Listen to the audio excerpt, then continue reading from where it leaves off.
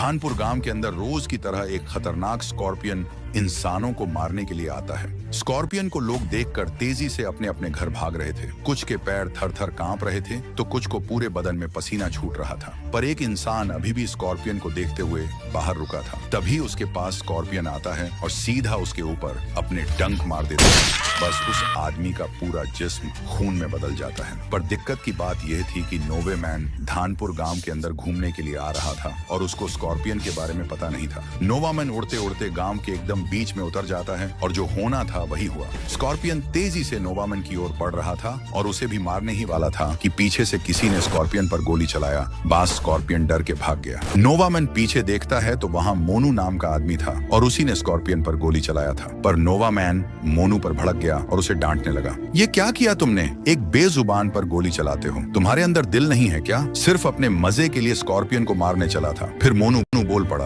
अबे नोवामैन, अगर उस स्कॉर्पियन पर गोली नहीं चलाता तो तू खुद कुत्ते की मौत मारा जाता। दरअसल इस गांव में रोज इंसानों को मारने के लिए स्कॉर्पियन आता है। लोगों को उसी वक्त अपने घर जाना पड़ता है। जो भी इंसान बाहर रह जाता है वह स्कॉर्पियन उसके चीथड़े उड़ा देता है। ये सुनकर नोवामैन के रोंगटे खड़े हो जाते हैं और वह धीमी आवाज में कहता है, पर यह स्कॉर्पियन आता कहां से है और क्यों आता है? मोनू ने बोला, यह स्कॉर्पियन तो पास वाले सूखे जंगल में एक कुएं से इधर आता है। कौन जाने क्यों आता है? हमारी जिंदगी तो नर्क बन गई है। फिर नोवामैन फौरन मोनू के बताए गए सूखे जंगल में उस कुएं के लिए उड़ान भरता है। नोवामैन कुछ घंटों बाद आखिरकार कुएं पर पहुंचता है और नोवामैन कुएं के अंदर झांकता है और सीधा उस कुएं में कूद जाता है। नोवामैन बहुत तेजी से गिरते हुए कुएं के अंत में पहुंच जाता है। वहां ढूंढ ढूंढ गुस्से में बैठा हुआ था। नोवामैन ने ढूंढ ढूंढ से पूछा, ए लकड़ी जैसे इंसान, मुझे अब पता चल गया है कि तू ही स्कॉर्पियन को भेजकर इंसानों को मौत के घाट उतार रहा है। चल बता, ऐसा क्यों कर रहा है? क्या चाहिए तुझे? पर ढूंढ ढूंढ ढूंढ